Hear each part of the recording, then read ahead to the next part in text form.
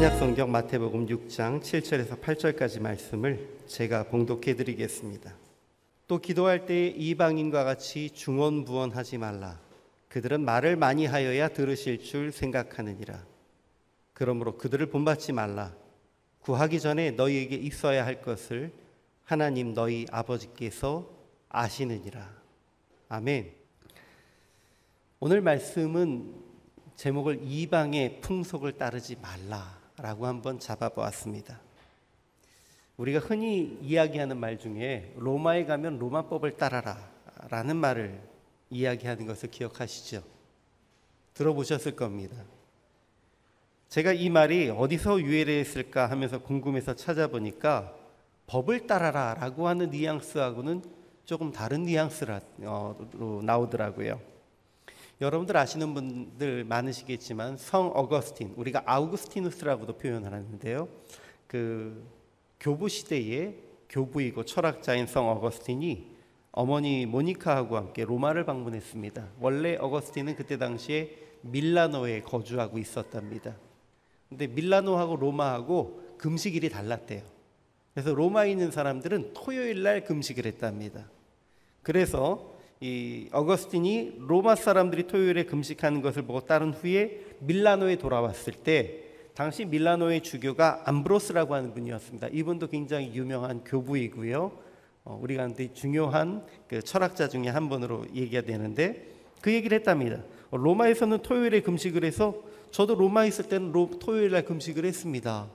이렇게 얘기한 것이 유래가 되면서 로마에 가면 로마에서 하는 대로 살아야 돼 라는 이야기들이 사람들 가운데 퍼지기 시작했답니다. 사실 이 얘기는 결국 무슨 얘기냐면 진리의 문제가 아니면 관습의 문제에 대해서는 융통성 있게 행동하는 것이 중요하다. 방문한 그곳의 문화를 존중하라 라는 이야기입니다. 그러면 사실 오늘 이야기하고자 하는 내용과는 정반대의 내용인 거죠. 오늘은 이방의 풍속을 따르지 말라라고 하는 말씀입니다. 그곳에 갔을 때 그 사람들이 그렇게 하고 산다고 해서, 그곳에 갔을 때 그 사람들이 그렇게 말한다고 해서 너희도 그렇게 따르지 말아라 라고 하는 것이 하나님의 말씀입니다. 그럼 여기에서 우리가 구분해야 될 것은 분명한 것이 있습니다. 그냥 일반적인 풍습이냐 아니면 진리에 대한 문제이냐 라고 하는 부분이겠죠. 제가 14년 동안 선교사로 살았고요.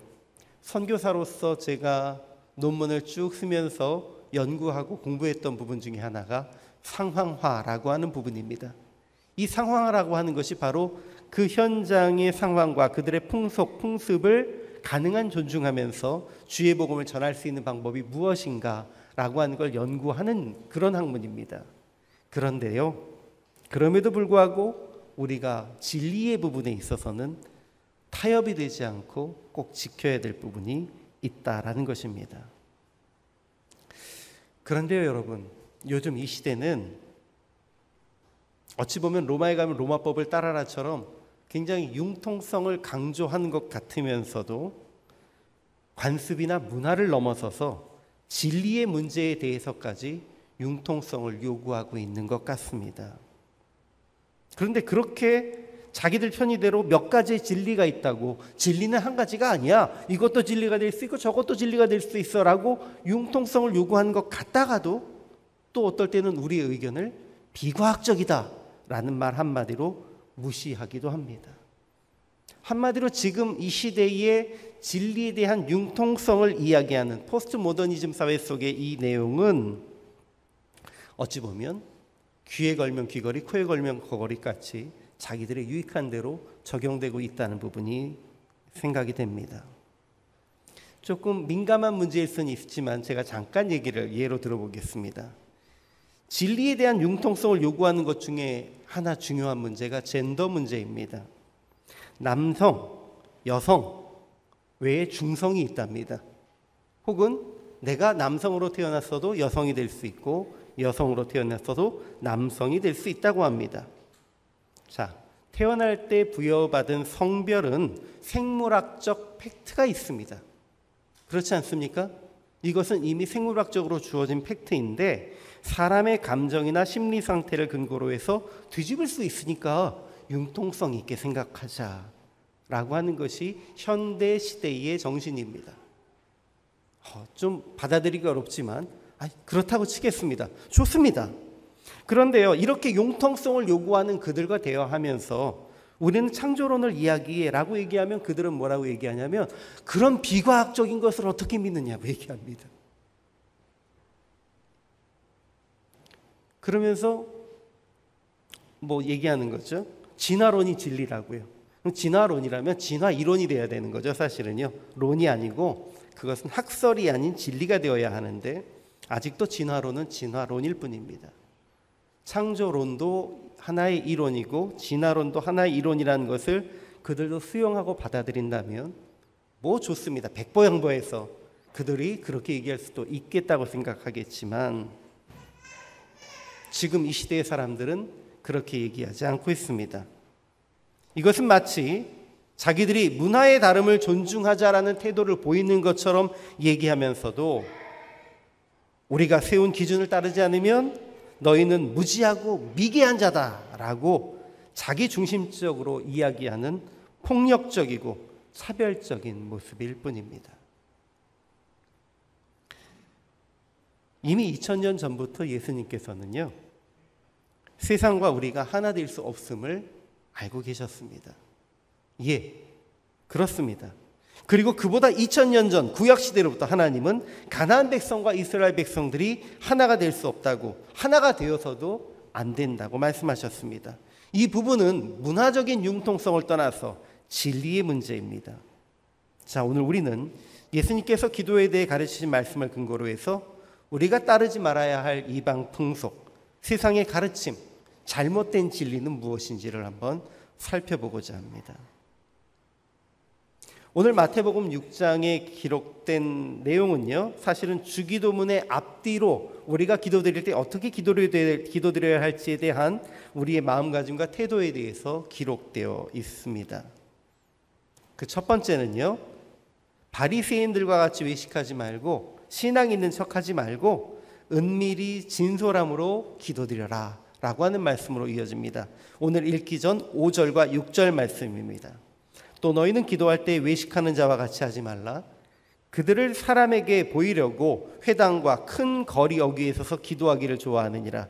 내가 진실로 너희에게 이르노니 그들은 자기 상을 이미 받았느니라. 너는 기도할 때 내 골방에 들어가 문을 닫고 은밀한 중에 계신 내 아버지께 기도하라. 은밀한 중에 보시는 내 아버지께서 갚으시리라. 아멘. 지난주에 제가 아나니아와 삽비라 얘기를 말씀을 드렸지 않습니까? 그들이 자기들을 과시하기 위해서, 자기도 존중받기 위해서 그래서 물건을 팔고 그 중에 일부를 숨겼으면서도 그게 다라고 얘기했던 것처럼 당시에 바리새인들과 유대인들이 내가 기도하는 것을 드러내고 싶어서 그렇게 기도하는 모습을 예수님께서는 비판하시며 은밀히 기도하라고 하신 것입니다. 그리고 7절과 8절에서는 이방인들처럼 이런저런 말 많이 하지 말고 하나님께서 우리에게 필요한 것 있어야 할 것 다 아시니까 내 필요와 욕심을 위해 기도하지 말라라고 하시는 것입니다.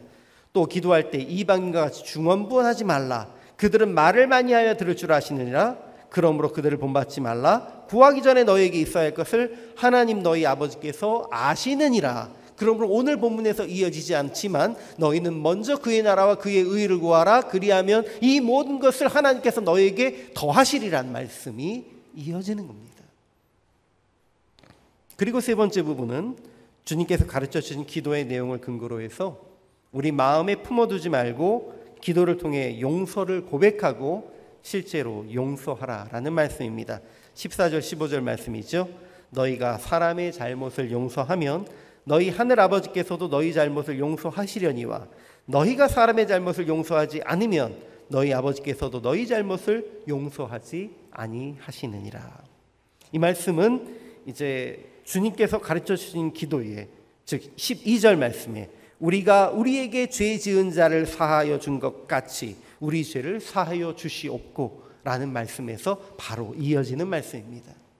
그러니까 우리가 기도하는 태도는 은밀하게 나를 과시하기 위한 기도가 아니고 내가 필요한 것을 구하기 위해서 자꾸만 반복해서 기도하는 것도 아니고 그저 하나님 가운데 내 이웃을 용서하고 내 주변에 있는 사람들을 용서하고 그들에 대해서 주님의 사랑을 베풀고 주님 저에게도 이와 같은 사랑을 베풀어 주시옵소서라고 기도하라는 말씀입니다. 그리고 오늘 우리는 7절과 8절에 기록된 이방인처럼 기도하지 말라 이 부분에 초점을 맞추고 있습니다. 이 얘기는 뭘까요? 역설적으로 당시 예수님이 살고 계시던 때의 유대인들의 기도, 예수님이 여기에서 책망하시는 이들은 주로 유대인 바리새인들, 주로 신앙적으로 열심인 사람들입니다. 그들의 기도가 외식적인 기도였던과 동시에 이방인들의 기도와 같았다라는 얘기입니다. 무엇에서 이방인 같은 기도를 하고 있었다는 것입니까? 오늘 예수님이 처음으로 이방인처럼 기도하지 말고 그들처럼 살지 말라고 하신 것이 아니라고 서두에서 말씀드렸죠.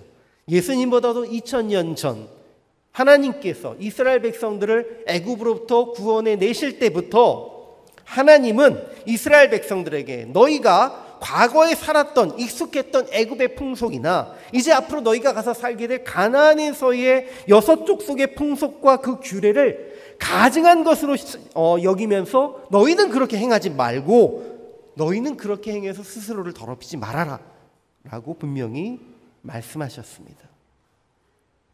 레위기 18장 3절, 4절, 30절 말씀을 읽어보면 이렇게 기록되어 있습니다. 너희는 너희가 거주하던 애굽 땅의 풍속을 따르지 말며 내가 너희를 인도할 가나안 땅의 풍속과 규례도 행하지 말고 너희는 내 법도를 따르며 내 규례를 지켜 그대로 행하라. 나는 너희의 하나님 여호와니라. 이방인처럼 행하지 말아라. 이방의 풍속을 따르지 말아라. 이방의 규례를 따르지 말아라. 30절 말씀. 그러므로 너희는 내 명령을 지키고 너희가 돌아가기 전에 행하던 가증한 풍속을 하나라도 따름으로 스스로 더럽히지 말라. 나는 너희 하나님 여호와니라. 여러분, 이스라엘 백성들이 시내산 언약을 통해서 하나님의 백성이 되었기 때문에 그들은 하나님의 법도를 따르고 하나님의 규례를 지키는 것에 동의한 이들입니다. 그리고 그렇게 동의했기 때문에 스스로 하나님의 규례대로 살아야 하는데 그들이 살지 못하고 자꾸만 옛 풍습대로 살았던 것은 도대체 무엇일까요? 그것은 그냥 쉽게 얘기해서 우상 숭배의 모습입니다.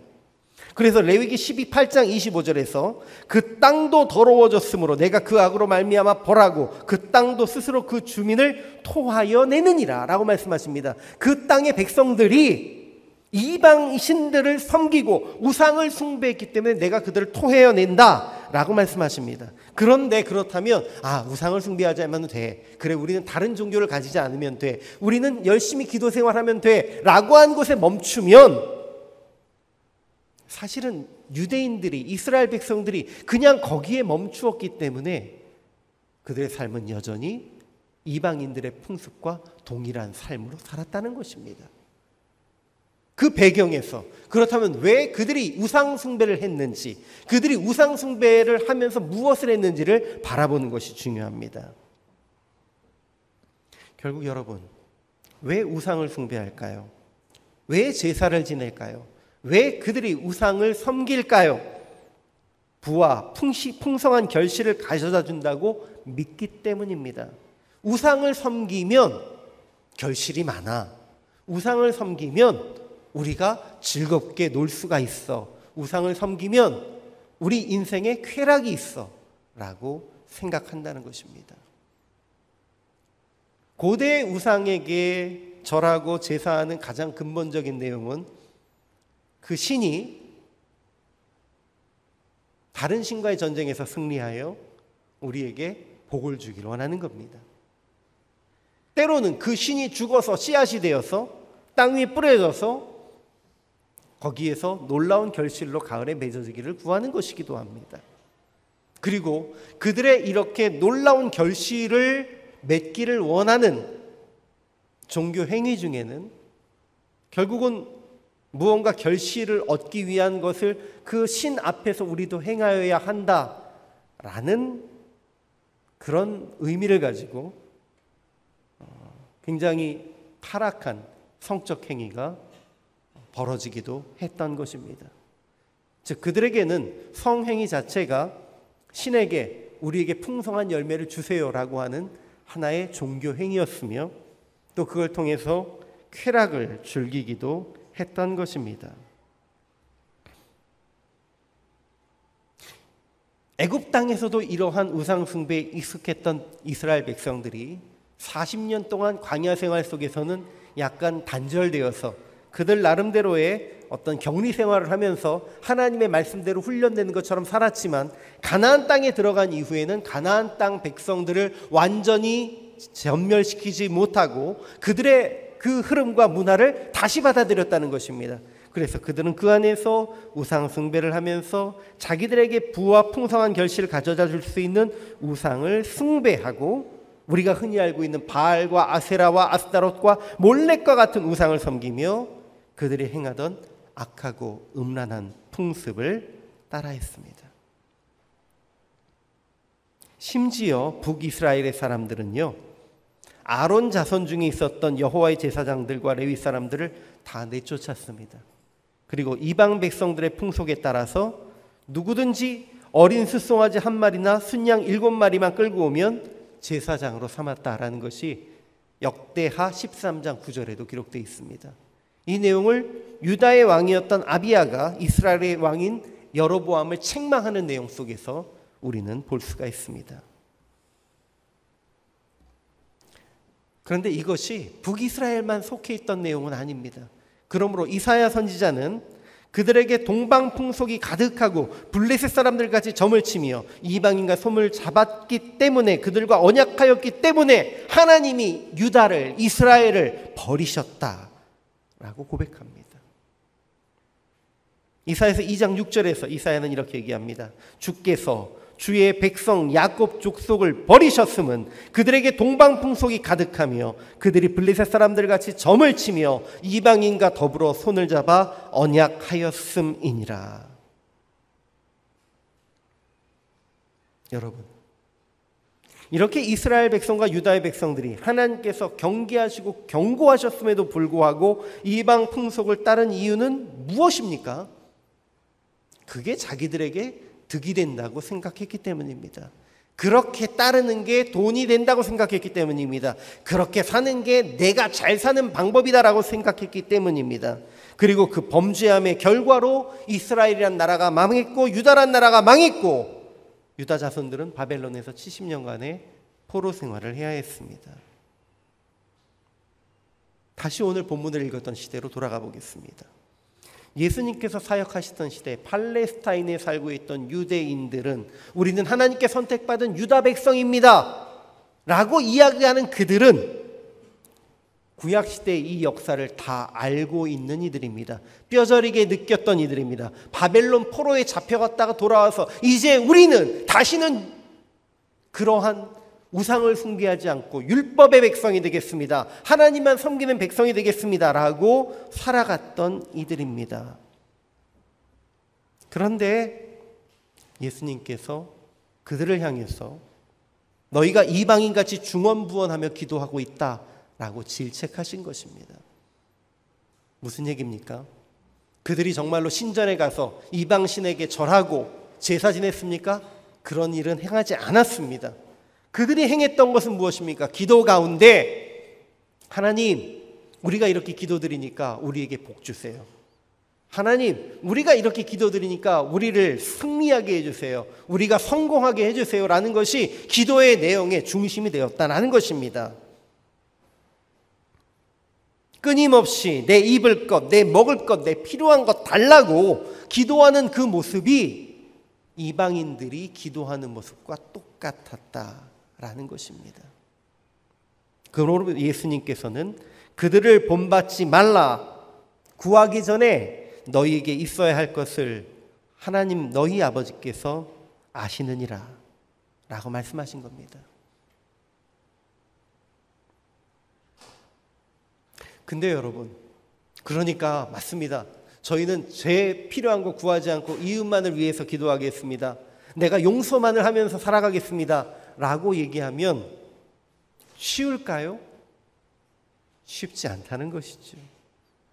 죄송합니다. 이 말씀 그대로 얘기하자면 오늘날 교회 안에서 기도하고 말씀을 듣고 있는 우리도 우상에게 가서 기도드리고 우상에게 절하진 않지만 이방인처럼 기도하고 이방인처럼 살아가는 사람들은 너무 많지 않습니까?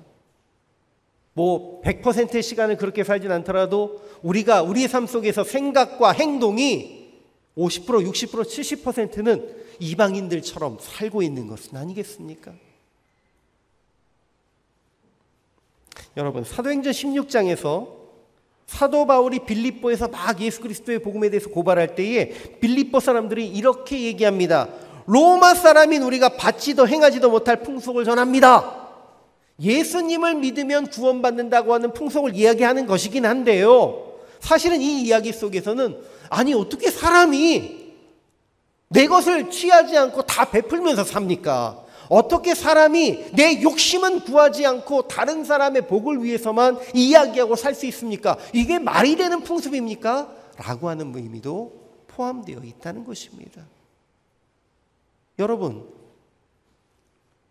예수님의 가르침 중에서 사실은 가장 많은 사람들이 우스갯소리처럼 하면서 우리를 모욕할 때 사용했던 얘기가 무엇인지 아십니까? 너 예수가 오른뺨을 맞으면 왼뺨을 대라고 했다면서, 자 내가 너 때렸으니까 왼뺨을 대봐 라고 하면서 때린다는 겁니다. 무슨 얘기죠? 야, 그게 사람이 말이 되는 이야기냐? 라는 이야기입니다. 그리고 초대교회 분들은 정말로 오른뺨을 대리면 왼뺨도 되었다라고 얘기합니다. 죽여도 나는 예수를 버리지 않겠다고 이야기했다고 합니다. 그런데 여러분, 이 또한 약간의 신화가 포함되어 있습니다. 모두가 그랬을까요? 그건 또 아닌 것이죠.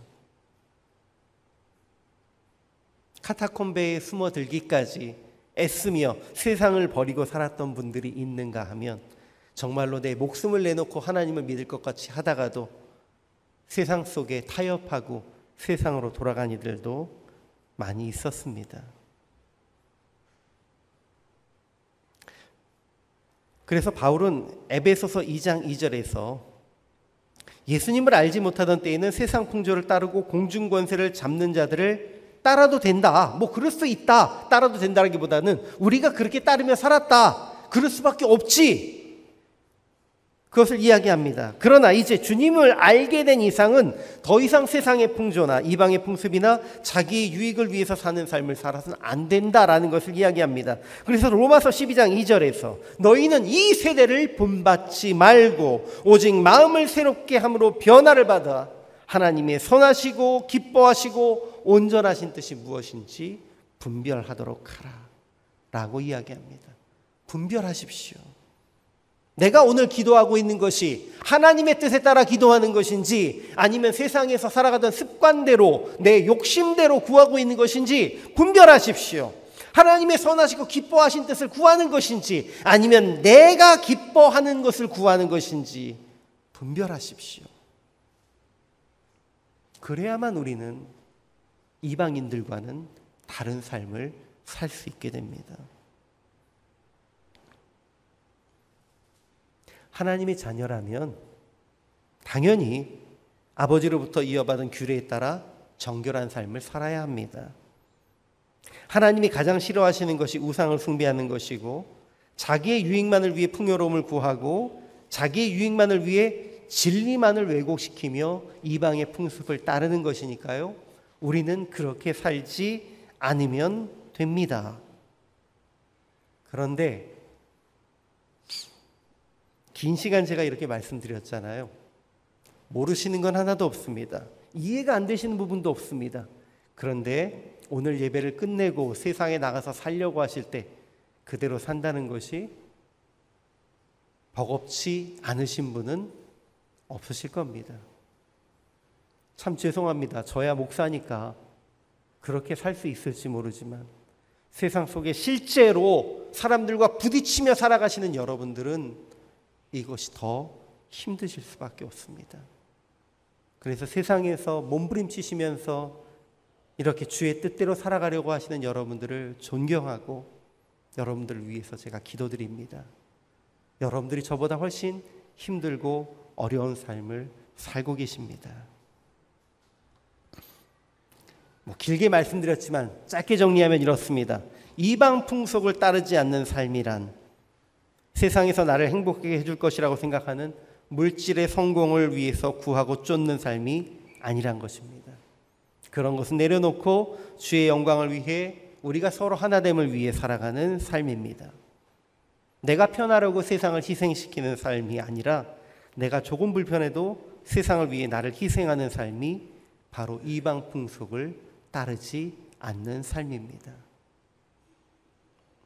그런데 그게 쉽지 않아요. 제가 항상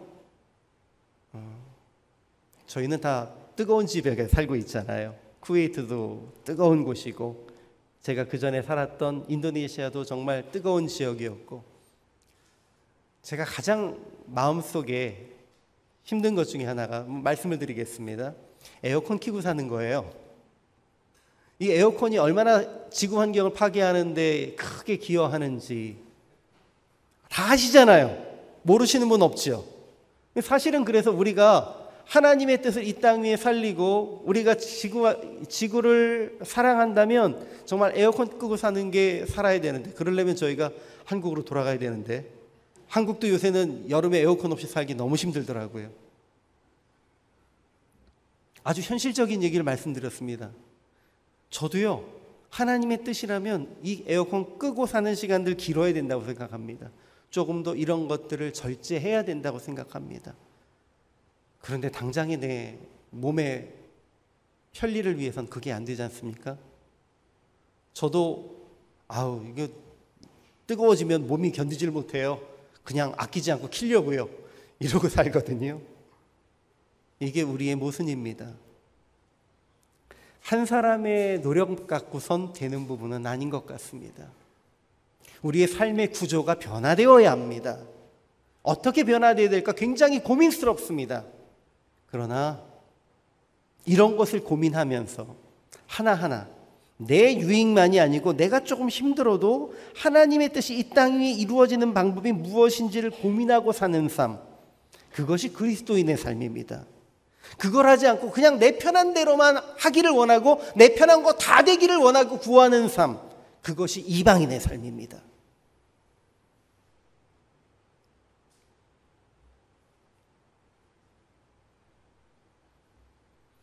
우리가 그의 나라와 그의 의를 구하며 사는 삶, 이것이 바로 이방 풍속을 따르지 않고 하나님의 자녀답게 사는 삶이라는 것을 잊지 마십시오.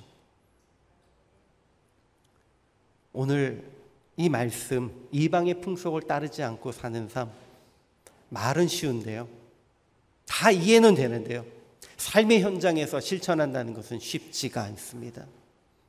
당장 내가 그렇게 살려고 하다 보면 이러다가 내가 정말 세상에서 도태되는 것은 아닐까, 내가 이러다 망하는 것은 아닐까 하는 두려움이 쫓아오게 되는 그런 삶입니다. 그래서 여러분, 초대교회 성도들은 혼자 살지 않고 함께 살았던 겁니다. 그들이 함께 살면서 세상을 변화시키기 위해 노력했던 것입니다. 그리스도인들이 하나가 되어야 한다는 의미는 바로 여기에 있는 것입니다. 나 혼자서는 세상에서 아무것도 할 수 없어 보이는데 그리스도 안에서 우리가 하나가 될 수 있습니다. 그러면 변화됩니다. 여러분, 벌써 한 20년 이상 된 노래입니다. 촛불 하나라고 하는 G.O.D가 불렀던 노래가 있습니다.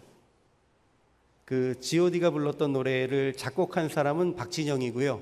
박진영이 지금 좀 이단에 좀 빠져 있기는 한데 원래 그 집안이 신앙생활을 잘하는 집안이었습니다. 그 친구가 좀 딴따라라서 좀 그랬고요. 그분이 그 가사를 쓸 때에 영향을 받았던 것은 교부의 시였습니다. 그 교부의 시의 내용은 간단합니다. 이 세상이 어두울 때에 내가 하나의 촛불이 되어서 내가 촛불로 켜지면 그 주변에 있는 또 다른 초를 찾게 되고 그 초를 찾으면 또 2개가 되고 또 그 주변에 있는 차를 찾아 불을 붙이면 3개가 되고 4개가 되고 어둠이 사라진다는 얘기입니다. 이것이 사실은 교부들의 노래에서 나온 내용입니다. 여러분, 그리스도인의 삶이란 이것입니다. 나 혼자 희생한 것 같지만 내가 희생하면 함께 희생할 사람들이 생기고 그들로 통해서 세상이 밝혀지고 세상이 변화된다는 것입니다. 그러나 이방인의 삶은 나 혼자만을 위한 삶입니다.